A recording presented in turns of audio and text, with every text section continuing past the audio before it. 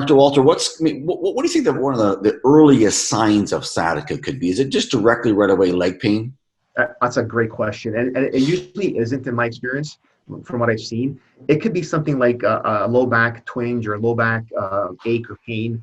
It could be what a lot of people call quote unquote hip pain. But it's not necessarily true hip pain, because true hip pain will be right in the actual hip joint where the femur connects to your pelvis.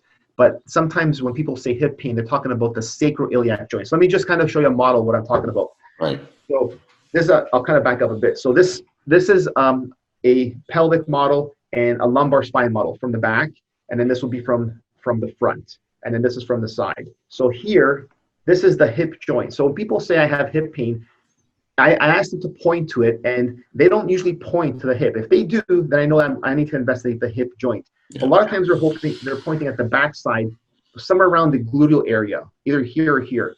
So this is the sacrum, and this is the ilium. This is called the sacroiliac joint.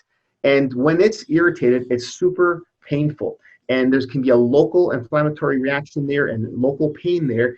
And sometimes that can be the initial start of progression into the leg, right? So it can start off as a low back inflammation and pain, a sacroiliac local inflammation and pain, and then it may begin to react into the muscles of the buttocks, like the gluteal muscles and the piriformis muscle, and it may even refer pain into the thigh. So that's not really true sciatica. And then when the sciatic nerve gets compressed, so the sciatic nerve essentially is made up of the nerves of the lower lumbar spine, so L4, L5. It's going to be hard to see. Let's see the sacral nerves on the inside, and then they come out of this area here through the piriformis muscle or under the piriformis muscle and then into the thigh. So when that piriformis muscle is compressed or tightened and it begins to compress in the sciatic nerve, then now it'll literally give nerve radiating pain into the leg, into the foot, which is excruciating and painful. A lot of people call it, name it by like shooting leg pain, for instance, as that's how they describe it.